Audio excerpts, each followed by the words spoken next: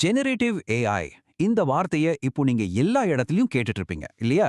ஆனா இந்த பரபரப்புக்கெல்லாம் அந்த பக்கம் நிஜ உலகத்துல இது உண்மையாவே என்ன பண்ணுது? ஒரு பெரிய இண்டஸ்ட்ரி ரிசர்ச் அடிப்படையில அதோட உண்மையான தாக்கத்தை பத்தி தான் நாம இப்போ பார்க்க போறோம். எல்லாரும் ஏஐ பத்தி பேசுறாங்க.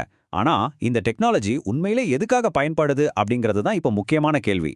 வாங்க அதுக்கான விடைய நாம சேர்ந்து தேடலாம். பாருங்க, நாம இங்க பேச போறது வெறும் கற்பனை இல்ல. கூகுள் கிளவுட் நிறுவனமே ஒரு பெரிய ஆய்வு செஞ்சிருக்காங்க. அதுல 100க்கும் அதிகமான வழிகள்ல இந்த டெக்னாலஜி ஏற்கனவே நம்ம உலகத்தை மாத்திக்கிட்டு இருக்குன்னு ரொம்ப உறுதியா சொல்றாங்க. சரி, இனி தியரி எல்லாம் ஓரமா வச்சுட்டு நிஜத்துல இப்போ என்ன நடந்துட்டு இருக்குன்னு நேரடியா பார்த்துடலாமா? வாங்க போலாம். முதல் பகுதியில நம்ம அன்றாட வாழ்க்கையில ஜெனரேட்டிவ் ஏஐ எப்படி ஒரு பெரிய தாக்கத்தை ஏற்படுத்துதுன்னு பார்க்கலாம். அதாவது நீங்க ஷாப்பிங் பண்றதுல இருந்து உங்களுக்கு பிடிச்ச ஒரு ஷோ பார்க்கறது வரைக்கும் இது உங்களுக்கே ரொம்ப பழக்கமான விஷயங்களா இருக்கும். ஓகே, முதல்ல நம்ம ரீட்டைல் துறையில இருந்து ஆரம்பிக்கலாம். நீங்க பொருட்கள் வாங்குற அனுபவத்தை ஏஐ எப்படி இன்னும் ஸ்மார்ட்டா, இன்னும் புத்திசாலித்தனமா மாத்துதுன்னு தெரிஞ்சுக்க வேண்டாமா? நீங்க ஆன்லைன்ல ஷாப்பிங் பண்ணும்போது உங்களுக்காகவே சில பொருட்களை பரிந்துரைக்கும் இல்லையா? அப்புறம் ஒரு உடைய நீங்க போட்டு பார்க்காமலே உங்க மேல எப்படி இருக்கும்னு காட்டுற விர்ச்சுவல் ட்ரை ஆன், உங்க கேள்விகளுக்கு சட்டுன்னு பதில் சொல்ற ஸ்மார்ட் சாட்பாட்கள், இது எல்லாத்துக்கும் பின்னாடி இருக்கிறது இந்த ஜெனரேட்டிவ் ஏஐ தான். இதனால என்ன பெரிய விஷயம் நினைக்கிறீங்களா? வேகம்.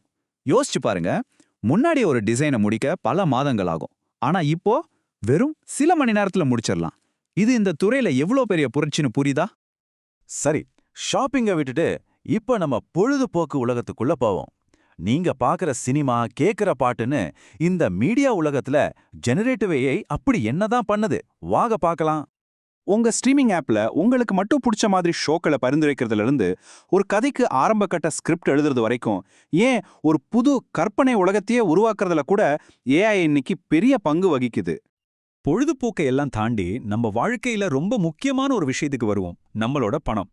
நிதித்துறையில ஜெனரேட்டிவ் ஏஐ நம்ம பணத்தை எப்படி பாதுகாக்குது, அதை சரியா நிர்வகிக்க எப்படி உதவுதுன்னு இப்ப பார்க்கலாம். உங்க பேங்க் அக்கவுண்ட்ல ஏதாவது தப்பா நடந்தா உடனே கண்டுபிடிக்கிறது, உங்க வருமானத்துக்கு ஏத்த மாதிரி முதலீட்டு ஆலோசனைகள் கொடுக்கறது, எவ்ளோ சிக்கலான கேள்விகளுக்கும் 24 மணி நேரமும் பதில் சொல்றதுன்னு நிதித்துறையையே இது ரொம்ப பாதுகாப்பானதாகவும் திறமையானதாகவும் மாத்திட்டு இருக்கு. சரி, நம்ம அன்றாட வாழ்க்கையை தாண்டி இப்போ கொஞ்சம் பெரிய விஷயங்களை பார்க்கலாம். மருத்துவம், உற்பத்தி மாதிரியான நம்ம சமூகத்தோட அடித்தளமா இருக்கிற துறைகளை ஜெனரேட்டிவ் ஏஐ எப்படி மாத்தி அமைக்குதுன்னு பார்ப்போம். இங்க தான் அதோட உண்மையான சக்தி நமக்கு தெரிய வரும். மருத்துவத்துறையில ஏஐயோட தாக்கம் அது உண்மையிலே ரொம்ப ஆழமானது. ஒரு புது மருந்தை கண்டுபிடிக்கிறதுலேருந்து ஒரு நோயை ஆரம்பத்திலே கண்டுபிடிக்கிறது வரைக்கும் இது மருத்துவத்தோட எதிர்காலத்தையே ரொம்ப வேகமா நம்ம கண்முன்னாடி கொண்டு வந்து நிறுத்துது. மருந்து கண்டுபிடிப்புங்கிறது ரொம்ப சிக்கலான, பல வருஷம் எடுக்கிற ஒரு வேலை. ஆனா ஜெனரேட்டிவ் ஏஐ என்ன பண்ணுதுன்னா, கோடிக்கணக்கான மருத்துவ டேட்டாவை அலசி ஆராய்ந்து இந்த மூலக்கூறு ஒரு நல்ல மருந்தா மாற வாய்ப்பு இருக்குன்னு கணிக்குது. இதனால ஆராய்ச்சி வேலை நம்ப முடியாத அளவுக்கு வேகமா நடக்குது.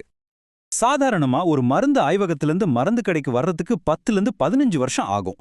ஆனா ஜெனரேட்டிவ் ஏஐ உதவியோட அந்த நேரத்தை பல வருஷங்கள்ல குறைக்க முடியும். இது வெறும் நேரத்தை மிச்சப்படுத்துறது இல்லைங்க, உயிர்களை காப்பாத்துற வேகத்தையும் அதிகப்படுத்துது.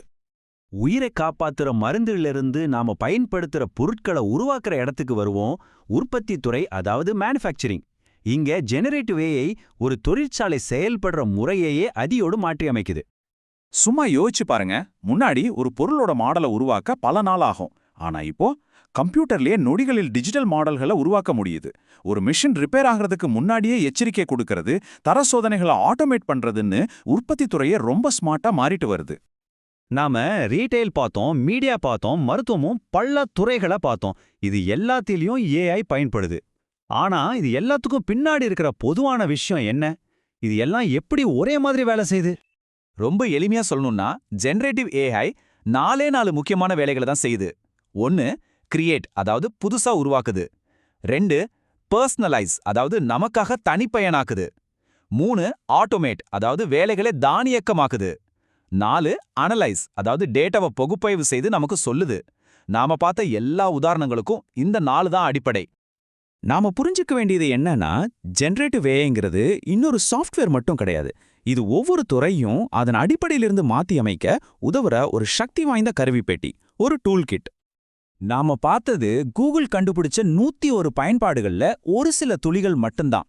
இந்த சில துளிகளே இவ்வளவு பெரிய மாற்றத்தை உருவாக்கினா இன்னும் வரப்போற ஆயிரக்கணக்கான புதிய பயன்பாடுகள் நம்ம உலகத்தை எப்படியெல்லாம் மாத்தப் போகுது, இது நாம எல்லாரும் சிந்திக்க வேண்டிய ஒரு முக்கியமான கேள்வி.